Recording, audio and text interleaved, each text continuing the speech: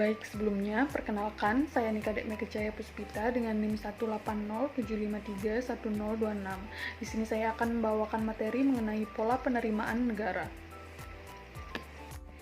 Yang pertama yaitu pola-pola penerimaan pemerintah di Indonesia, di mana penerimaan pemerintah baik pusat maupun daerah merupakan penerimaan yang diperoleh oleh negara untuk membangun dan membiayai dan menjalankan setiap program-program dari pemerintahan, di mana penerimaan pemerintahan baik pemerintah pusat maupun pemerintah daerah dapat berasal dari pungutan pajak maupun bukan pajak, ataupun berasal dari sumbangan ataupun bantuan dari pinjaman.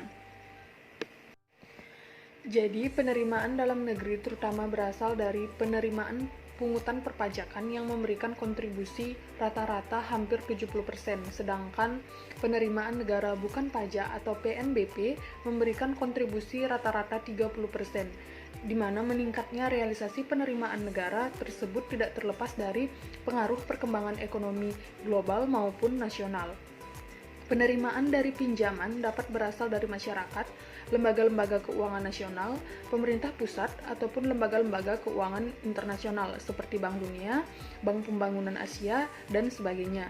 Pinjaman kepada masyarakat dapat dilakukan oleh pemerintah daerah melalui penerbitan dan penjualan surat utang, dalam hal ini obligasi, di pasar modal, di mana pinjaman kepada lembaga keuangan nasional umumnya dapat berupa permohonan kredit. Adapun contoh penerimaan pemerintah pusat dan pemerintah daerah, di mana sumber-sumber pendapatan negara, penerimaan negara dan hibah meliputi penerimaan perpajakan, diantaranya pajak dalam negeri, baik itu PPh, PPN, PPNBM, dan PBB atau retribusi dan cukai. Kemudian yang ketiga, pajak perdagangan internasional, termasuk bea masuk, dan pajak impor. Yang kedua, penerimaan bukan pajak, diantaranya penerimaan sumber daya alam, bagian laba BUMN, dan penerimaan negara bukan pajak lainnya, di mana di sini termasuk denda dan sita, pencetakan uang, sumbangan, dan hibah. Untuk sumber-sumber pendapatan daerah, itu meliputi yang pertama pendapatan asli daerah, diantaranya pajak daerah, retribusi, bagian laba BUMD, hibah, dan penerimaan lain-lainnya. Kemudian dana perimbangan, ini meliputi bagi hasil pajak, baik itu PBB, BPHTB, PPh, dan bukan pajak atau sumber daya alam. Kemudian dana alokasi umum dan dana alokasi khusus.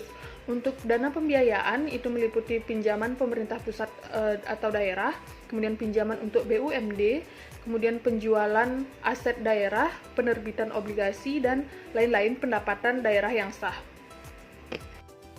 Nah, adapun selanjutnya yaitu penerimaan pemerintah Indonesia, di mana kebijakan fiskal secara umum terdiri dari kebijakan penerimaan dan kebijakan pengeluaran negara atau pemerintah, di mana penerimaan pemerintah ini dapat dibedakan menjadi yang pertama, penerimaan dalam negeri, yaitu yang tidak lain daripada seluruh penerimaan baik yang berasal dari pajak ataupun penerimaan bukan pajak, di mana penerimaan perpajakan adalah semua penerimaan yang terdiri dari pajak dalam negeri dan pajak perdagangan internasional. Kemudian penerimaan bukan pajak adalah semua penerimaan yang diterima oleh negara dalam bentuk penerimaan baik itu dari sumber daya alam, migas dan minyak bumi dan gas alam, kemudian bagian penerimaan atas laba badan usaha milik negara atau penerimaan negara bukan pajak lainnya yang sah.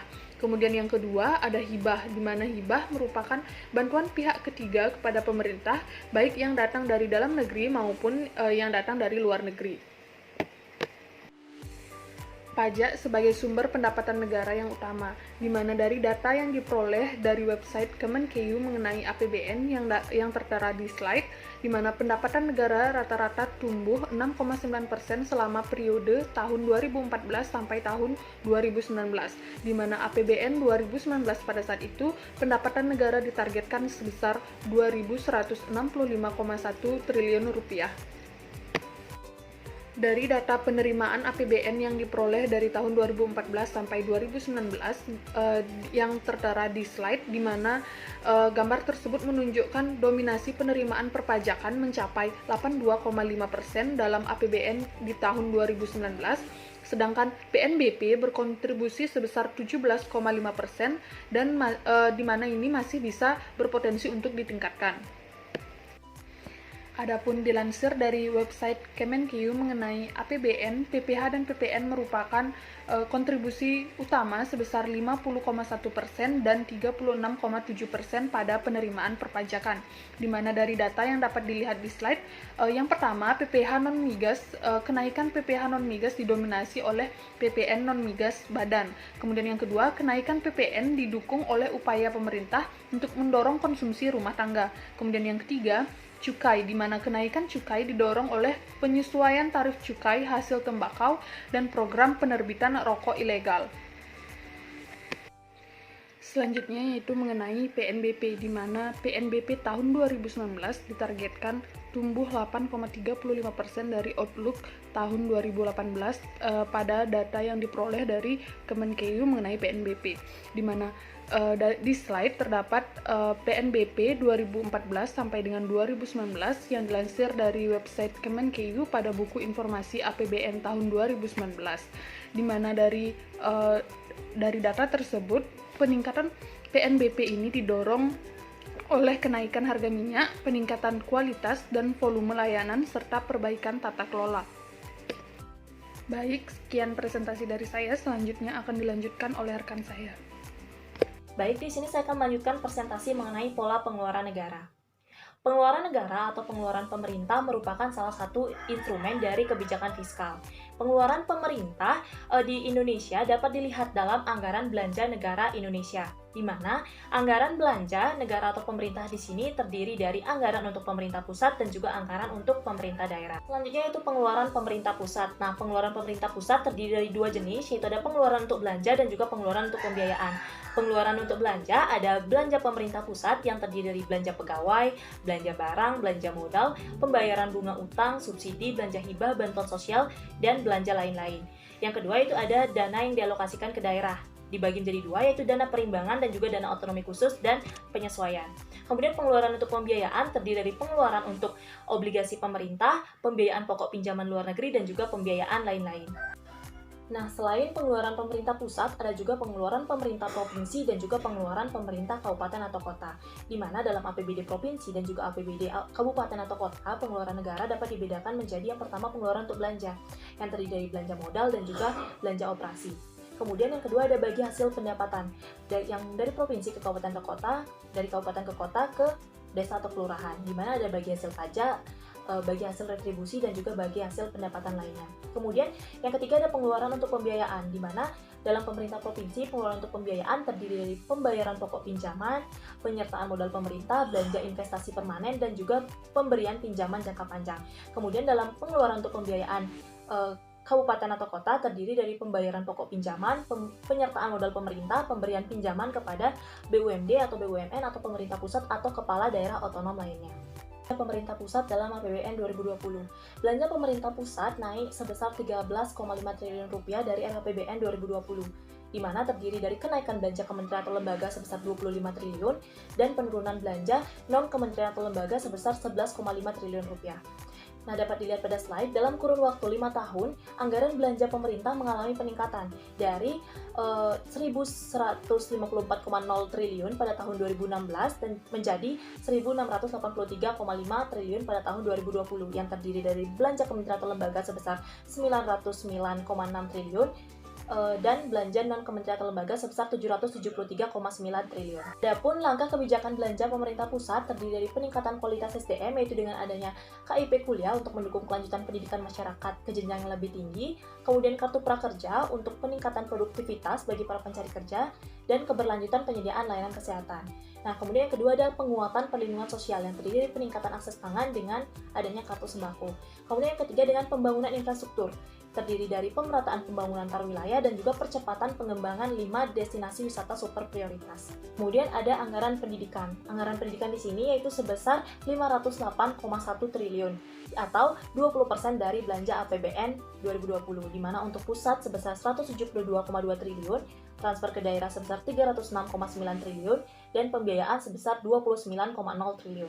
Di mana target pendidikan di sini yaitu adanya riset oleh LPDP sejumlah 104 riset, kemudian ada beasiswa S2 atau S3 LPDP, ada KIP kuliah, Kartu Indonesia Pintar, BUP PAUD, bantuan operasional sekolah, surplus PAUD, bangun atau rehab ruang kelas, dan juga bangun atau rehab kampus. Nah, selanjutnya ada anggaran kesehatan. Anggaran kesehatan di sini sejumlah 132,2 triliun atau 5% dari belanja APBN, di mana untuk pusat sebesar 97, triliun dan transfer ke daerah sebesar 34,9 triliun. Nah, anggaran kesehatan melalui kementerian atau lembaga dapat berupa penerimaan bantuan iuran atau PBI melalui JKN, penugasan tenaga kesehatan ke daerah-daerah tertinggal, penyediaan makanan tambahan bagi balita kurus, perluasan lokasi prioritas program penurunan prevalensi stunting, penyediaan makanan tambahan bagi ibu hamil kurang energi kronik, fasilitas kesehatan tingkat pertama, dan imunisasi bayi usia 0-11 bulan. Selain itu ada melalui TKDD, yakni dengan penguatan pelayanan kesehatan dasar, bantuan operasional kesehatan, penguatan intervensi stunting, penguatan pelayanan kesehatan rujukan, bantuan operasional KB, dan pembangunan RS Pratama. Kemudian ada anggaran infrastruktur. Anggaran infrastruktur di sini sebesar 423,3 triliun, di mana ada melalui belanja pusat sebesar 191,2 triliun, melalui transfer ke daerah sebesar 200,3 triliun, dan melalui pembiayaan sebesar 31,8 triliun. Nah, adapun sasaran target dari anggaran infrastruktur di sini yaitu untuk pembangunan konektivitas, pembangunan bandara baru, pembangunan bendungan, pembangunan dan rehabilitasi jembatan, pembangunan atau penyelesaian rel kereta api, pembangunan perumahan untuk MBR, dan pembangunan rumah khusus. Nah, selain anggaran pendidikan, kesehatan, dan juga infrastruktur, ada juga transfer ke daerah dan juga dana desa. Nah, pada APBN 2020 ini dialokasikan transfer ke daerah dan juga dana desa atau TKDD mencapai 856,9 triliun rupiah, di mana TKDD tersebut terdiri dari transfer ke daerah sebesar 784,9 triliun dan dana desa sebesar 72 triliun. Nah, dapat dilihat juga pada slide dari 2016 sampai 2020, anggaran untuk transfer ke daerah dana desa mengalami peningkatan.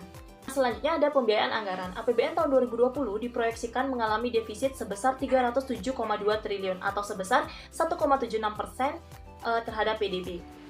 Nah, untuk menutupi defisit tahun 2020 tersebut, pembiayaan anggaran berasal dari pembiayaan utang, baik berupa surat berharga negara, konvensional, dan surat berharga syariah negara. Pembiayaan utang tersebut tumbuh negatif sebesar minus 5,88% dari outlook APBN 2019. Selain itu, pembiayaan anggaran juga untuk kegiatan investasi, di mana pembiayaan investasi tahun 2020 ditunjukkan untuk meningkatkan kualitas pendidikan, percepatan pembangunan infrastruktur, juga mendorong ekspor nasional, dan meningkatkan daya saing bangsa.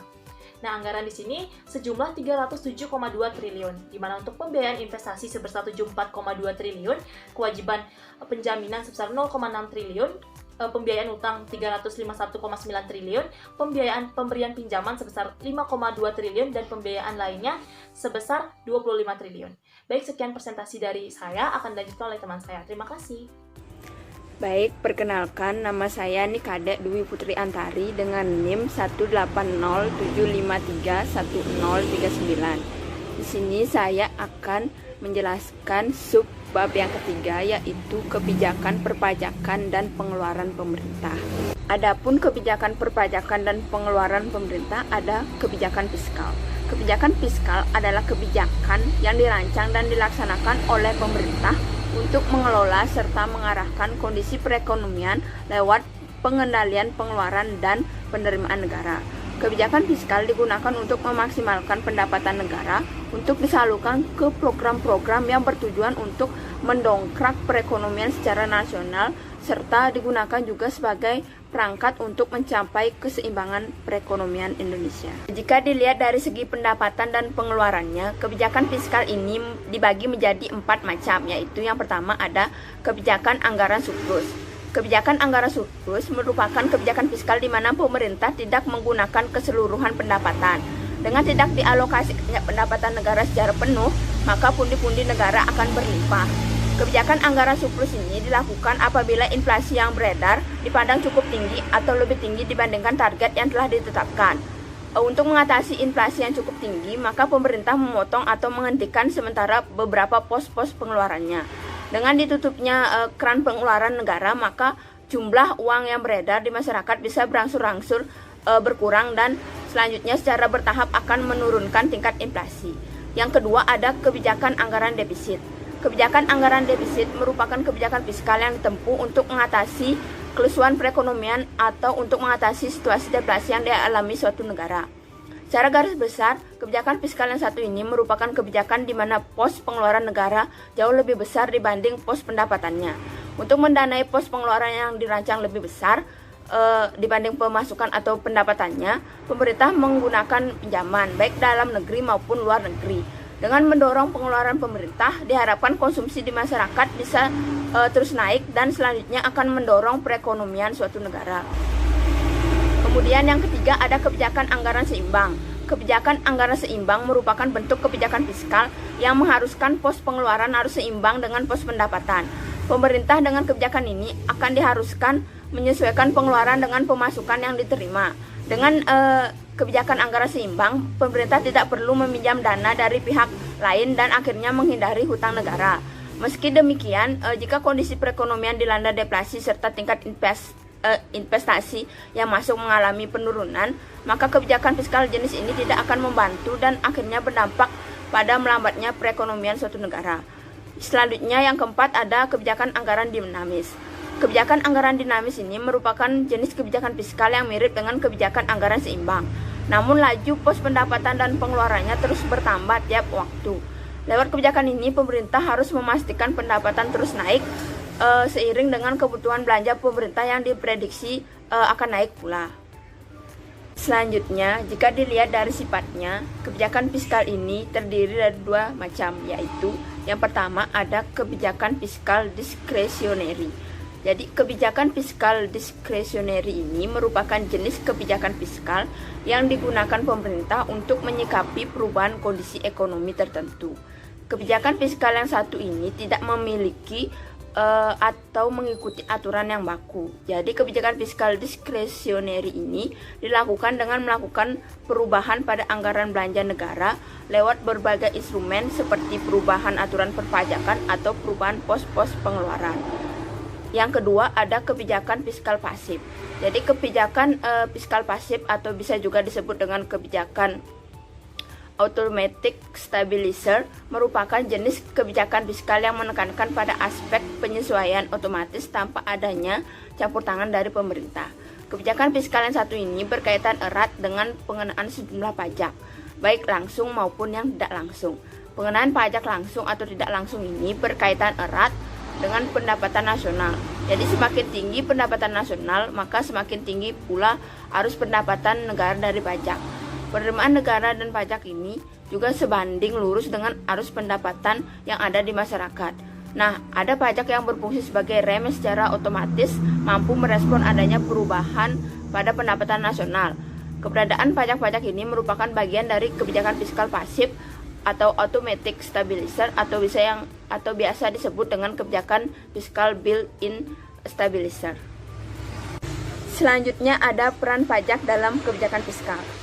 Pajak merupakan bagian yang tak terpisahkan dari kebijakan fiskal, di mana pajak merupakan kontributor terbesar dalam anggaran pendapatan dan belanja negara atau APBN. Selain itu, pajak merupakan instrumen fiskal yang sangat efektif dalam mengarahkan perekonomian. Ketika penerimaan negara dari sektor pajak ini tinggi, maka pemerintah akan mampu mengalokasikannya ke berbagai program-program strategis. Lewat alokasi yang tepat, maka kebijakan fiskal akan mampu memenuhi tujuan-tujuan yang telah ditetapkan seperti menciptakan keadilan sosial serta mendorong pertumbuhan ekonomi. Contoh nyata dari peran pajak dalam kebijakan fiskal adalah pada tahun 2009. Saat itu dalam merespon kondisi ekonomi global yang kurang kondusif, pemerintah mengambil keputusan untuk memperlakukan insentif pajak, di mana misalnya yaitu melakukan penurunan tarif pajak penghasilan, pajak yang ditanggung pemerintah, serta meningkatkan besarnya penghasilan tidak kena pajak. Lewat kebijakan perpajakan ini, daya beli masyarakat tetap stabil dan membuat konsumsi masyarakat tetap tumbuh. Itulah pentingnya pajak dalam kebijakan fiskal, dan contoh kecil yang telah saya sebutkan tadi merupakan atau membuktikan bahwa peran pajak sangat penting tak hanya sebagai sumber penerimaan negara, tapi juga sebagai instrumen yang bisa diperlakukan untuk mengarahkan laju perekonomian suatu negara. Baik, sekian presentasi dari kelompok kami. Kurang lebihnya kami mohon maaf. Terima kasih.